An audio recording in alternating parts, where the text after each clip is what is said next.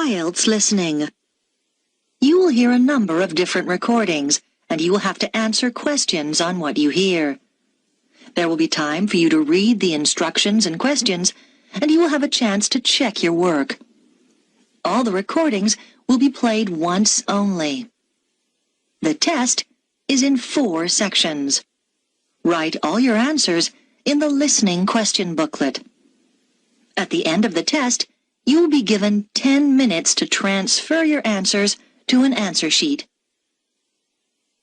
Now turn to Section 1 on page 2 of your question booklet.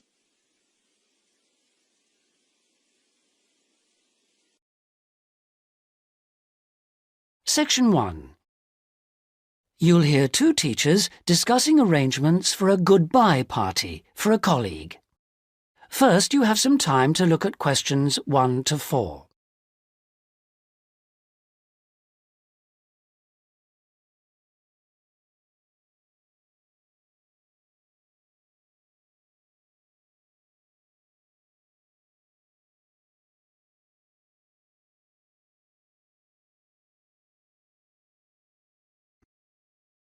Listen carefully and answer questions 1 to 4. Hi, Tony. Thanks ever so much for coming. You know we've been asked to organise something for John's farewell. Yeah, sure. It's about time we started working out details. Exactly. We don't want to leave it so late that it's double the work. Right. Do you want me to take notes? Oh, that'd be great, thanks. Right. First thing is, when is the best time to hold it? Well, he leaves on the 24th of December. So what about the 22nd? Yeah, I think that's about right. We want it quite near the time, don't we? Sure. And what about a venue? In college? A hotel? I think a hotel will probably work out rather expensive. And I've been looking at the college dining room. That seems pretty reasonable. Fine. Yeah, why not? And then we ought to be thinking about invitations. Who mustn't we forget to invite? Well, obviously John and his wife. Oh, right. And the director. Uh-huh. The office staff. Yep. And all the teachers and all the students. Anyone else? Faculty heads? No, better draw the line. I don't think it's necessary. Yeah, you're right. I don't mind writing the invitations. When shall we get them out for? Enough time, but not too early. What about the 15th of December? Well, there are exams on the 16th. Better avoid them. 10th? Yeah, that should do it. Before you hear the rest of the conversation, you have some time to look at questions 5 to 10.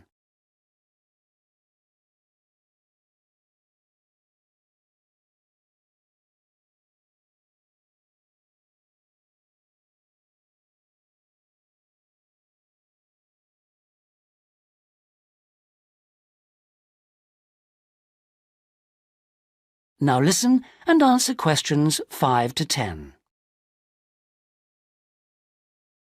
So, what does that leave? Oh, yes, a present. Would you mind doing that? No, not at all. We usually go round with an envelope during coffee break, don't we? Yeah, coffee break's always the best time, because people have got their money handy. Yeah, exactly. Do we suggest an amount, or does it seem a bit unfair? No, I think people welcome it. We suggested $6 last time. Is that okay? Yeah, plenty, I would have thought, which should leave us with about $90. Have you any ideas for presents? Well, I've been having a little think. I thought, he loves music. Yeah, and books. So I thought I'd check on prices for, perhaps CD players? Yeah, that's a good idea. And also I thought maybe, a set of dictionaries. I heard him say he needed a good one. The other thing he was saying last week was that his computer printer had broken. No, I'd be really frightened about getting the wrong type. Okay, yeah. The other thing is something for the home. Jill suggested a coffee maker. Oh, yeah. I'll certainly find out what they cost. OK. Have you got all that down? Yes. Now, we need to think a little more about the money. I know we've got a set amount from the social fund. Right. What does that cover? It's meant to cover the cost of the room. Yeah. And a certain amount for food. And also drinks? Oh, yeah, certainly. But will it be enough? What we've done in the past is to ask guests to bring some snacks. Right. We don't ask them to bring more drinks because we figure that's, that should come from the social fund. OK. Anything else for the guests to bring? Well, some music, because there'll be a tape deck there in the room and we can have some dancing later on. Anything else? Well, it's just a thought, but a couple of years ago we had a really good party where we set up, some simple games. Yeah, great. Wasn't it based on photos from the students and teachers? That's right. So we should ask the guests to bring photos. OK, I'll put it on the invitations. Now, the last thing is, who shall we ask to do the speech? Don't you think it might be nice to have one of the students? Well, then the student leader? Yeah, much better than the director giving speeches again. OK, then I'll ask her. Lovely. So, is that all? It looks like it. Great. Oh, thanks ever so much. That is the end of section 1. You now have half a minute to check your answers.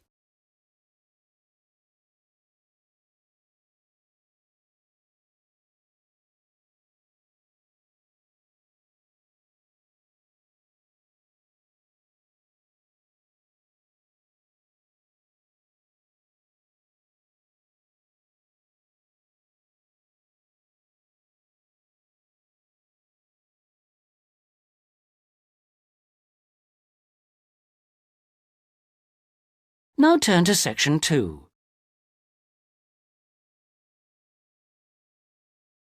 Section 2. You'll hear a pre-recorded message on the Travelite Travel Agency information line. First, you have some time to look at questions 11 to 15.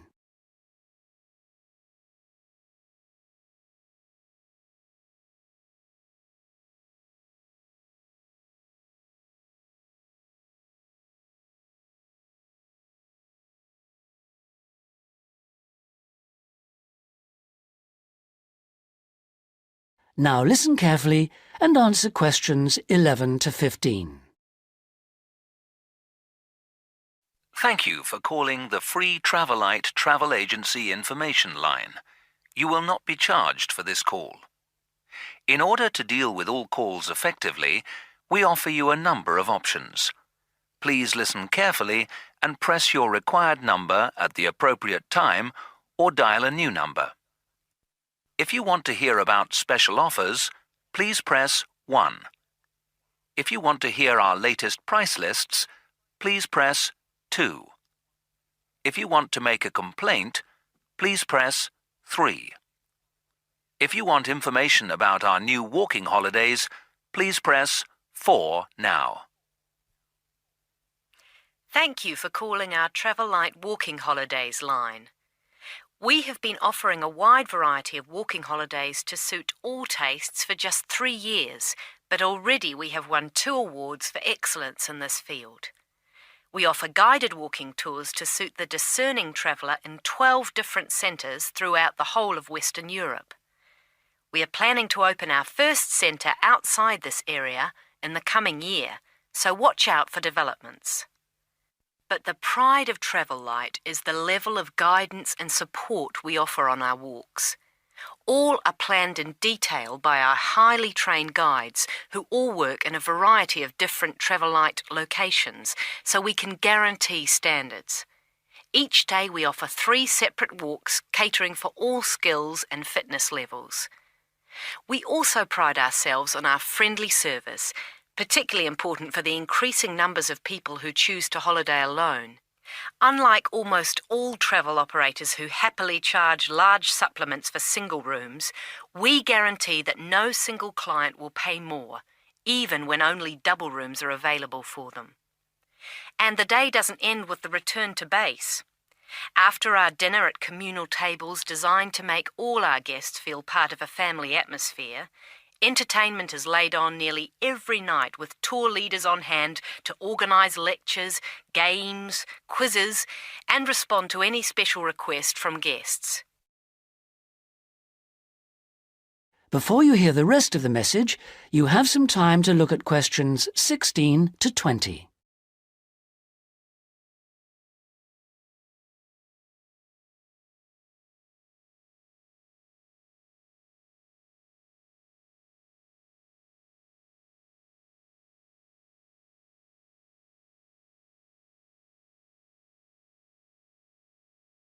Now listen and answer questions 16 to 20. The following is a summary of costs and special inclusive offers on holidays for the coming summer. We have 3 lengths of holiday: 3-day, 7-day and 14-day. The 3-day holiday costs $180 for all accommodation, food and walking, and for the first time this year, we are including in that price the cost of picking you up from the nearest station. The 7-day holiday costs $350 per person and, as well as including the offers of the 3-day holiday, also includes a magnificent book giving the local history. On top of that, we are able to include free maps for you to better enjoy the walking and even plan in advance if you wish.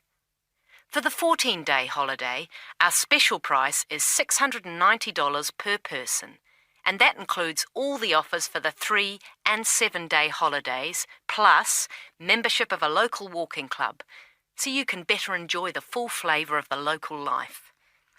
For further information, please contact your local travel agent. Thank you for calling the Travel Light Travel Agency Information Line. That is the end of section 2. You now have half a minute to check your answers.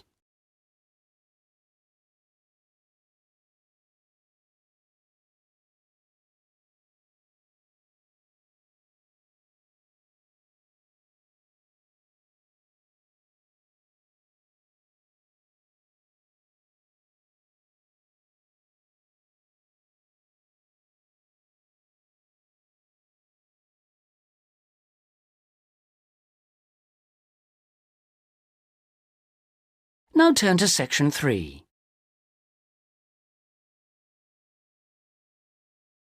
Section 3.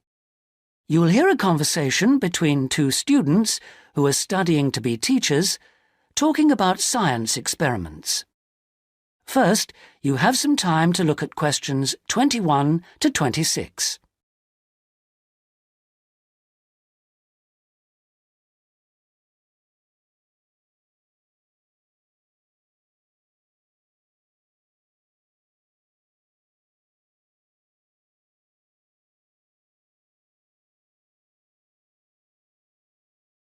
Now listen carefully and answer questions 21 to 26. Hi, Sue. Hi, Mike. So what happened to you last week? Oh, I was sick with the flu. What's this I hear about a big assignment we've got to do? Oh, well, basically, we've got to find 2 science experiments to do with a group of 8-year-old children at the local primary school. And we've got to complete it by the end of the week. That sounds like hard work. Where are we supposed to get the ideas for these experiments from? Well, I managed to get hold of 2 books from the library. Oh, well done. How about if we take a look at the experiments in this book first and see if anything looks suitable? I can make notes as we go about equipment and the purpose of the experiments. OK, let's see. The first experiment is called Make Your Own Hovercraft, which sounds very ambitious. Mind you, you only need 20 balloons and a table. You don't need any special engines or anything like that. What do you do with it all? You blow up the balloons and you balance the table on them. Upside down, of course, and the kids get to ride around on it. You know, the other kids sort of push them around the room. The main purpose is to show how hovercrafts work and how things hover around on just a cushion of air. OK, that doesn't sound too bad. OK, ready for number 2? Mm-hmm. Now, this one is called Unusual Measures of Lengths, and you basically use lots of paper clips. The kids go around the class measuring things, you know, how long the desk is and that sort of thing. And then they all compare their answers. And basically, because not all paper clips are the same length, they should come up with some strange answers. It's supposed to demonstrate the importance of having fixed units of measurement. Yeah, that's not bad.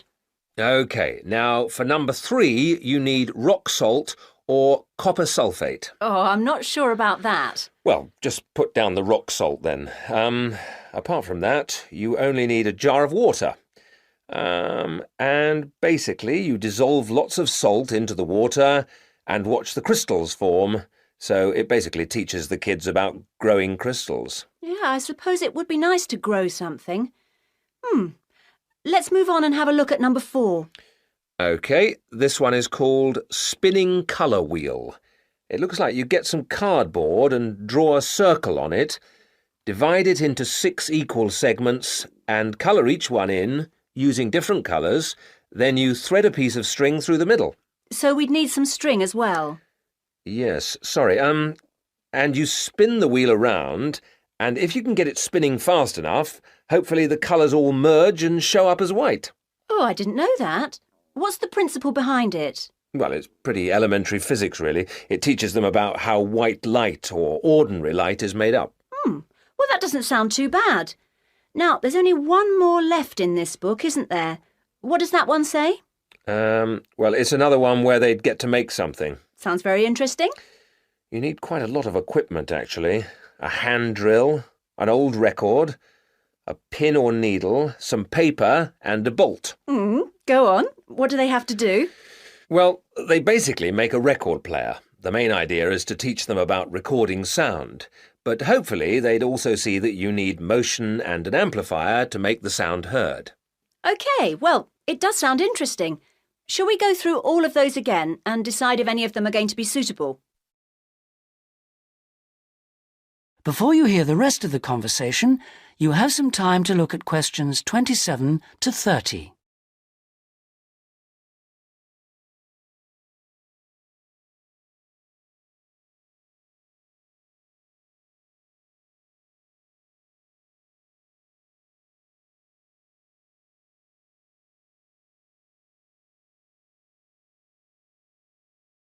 Now listen and answer questions 27 to 30. Right. Number 1. I thought this one sounded nice. There'd be lots of activity, and it doesn't need too much in the way of equipment. Yes, that's true, but don't you think it's a bit risky to get a group of 8-year-olds pushing each other around a classroom like that? Well, someone could get hurt. No, I don't like the sound of that one at all. Maybe you're right. What about number 2, with the paper clips? It sounds tame enough. Yes, a bit too tame, if you ask me. I think it needs to be something a bit more active and interesting than that, don't you? Yes, I suppose you're right. We won't get a very good mark if the children don't actually enjoy the experiments. And I suppose we could turn them off science for good. Well, what about the next one, number 3? Now, I quite like the idea of this one. Yes, so do I. But I seem to remember when we did it at high school, we had to wait up to a fortnight before we saw any halfway decent results. Oh, yes. Well, that won't be any good then. We'll only see the kids for 1 or 2 hours at the most. Yes, and we have to do the experiments and write up our results within a week. So that one won't do at all. OK. Well, what did you think of number 4? I like the idea of it, but do you think it will be a bit elementary for them? Well, they are only 8, you know. I know, but you know what I mean. Don't you think the activity itself is a bit babyish? Maybe you're right. They might have fun, but I mean, cutting out a circle and colouring it in. OK. Well, what about number 5? I thought this one sounded a bit too good to be true. Great equipment. Yeah. But don't you think it's a bit ambitious for this age group? I mean, I don't want to start off something and then have to abandon it if they just can't cope with it. I could see us ending up doing just about all of the work for them. I guess you're right. Oh, well, maybe we could store that idea away for later. Yep. Let's hope this second book has something better. That is the end of section 3. You now have half a minute to check your answers.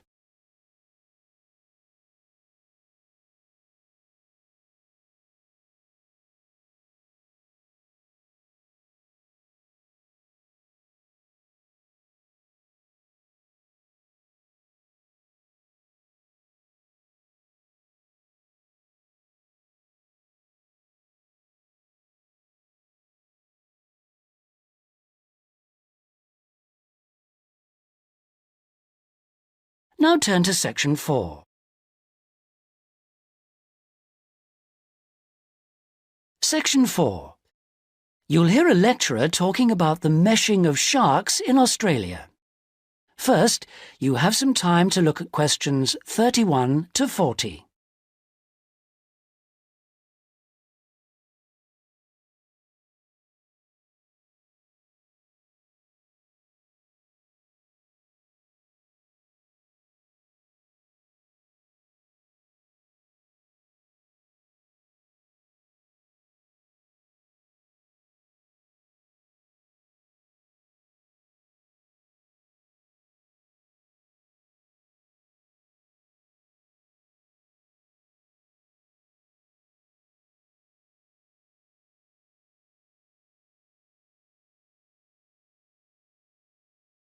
Now listen carefully and answer questions 31 to 40.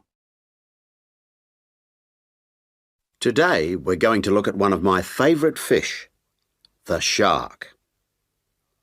As you know, sharks have a reputation for being very dangerous creatures, capable of injuring or killing humans. And I'd like to talk about sharks in Australia. Sharks are rather large fish, often growing to over 10 metres, and the longest sharks caught in Australia have reached 16 metres. Sharks vary in weight with size and breed, of course, but the heaviest shark caught in Australia was a white pointer. That weighed 795 kilograms. Quite a size. Sharks have a different structure to most fish. Instead of a skeleton made of bone, they have a tough, elastic skeleton of cartilage. Unlike bone, this firm, pliable material is rather like your nose and allows the shark to bend easily as it swims. The shark's skin isn't covered with scales like other fish. Instead, the skin's covered with barbs, giving it a rough texture like sandpaper. As you know, sharks are very quick swimmers. This is made possible by their fins, one set at the side and another set underneath the body, and the tail also helps the shark move forward quickly. Unlike other fish, sharks have to keep swimming if they want to stay at a particular depth, and they rarely swim at the surface. Mostly they swim at the bottom of the ocean, scavenging and picking up food that's lying on the ocean floor.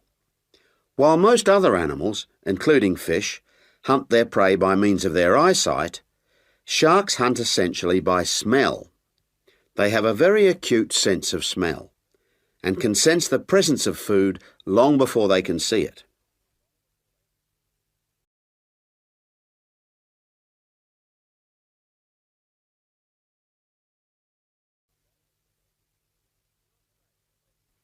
In Australia, where people spend a lot of time at the beach, the government has realised that it must prevent sharks from swimming near its beaches. As a result, they've introduced a beach netting program. Beach netting, or meshing, involves setting large nets parallel to the shore.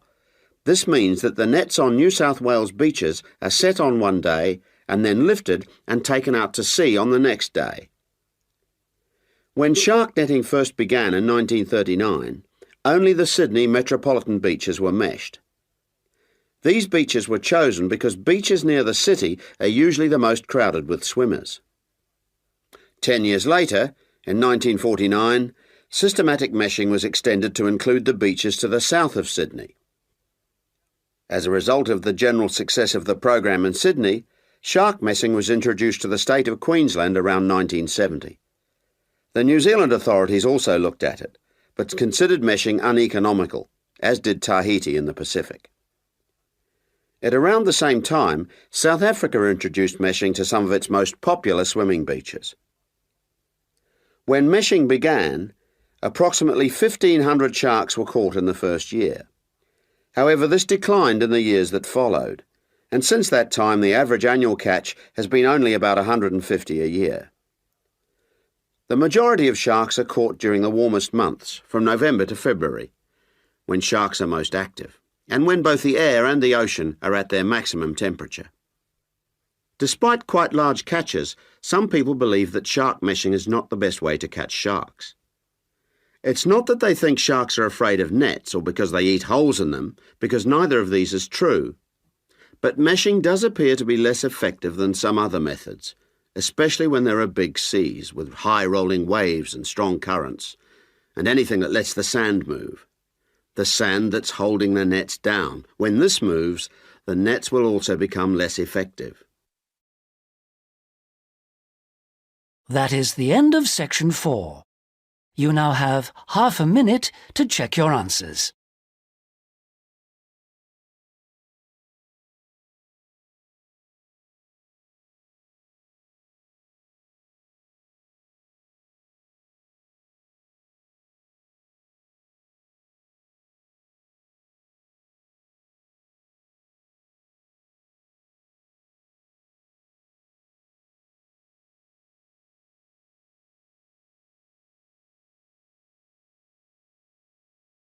That is the end of the listening test.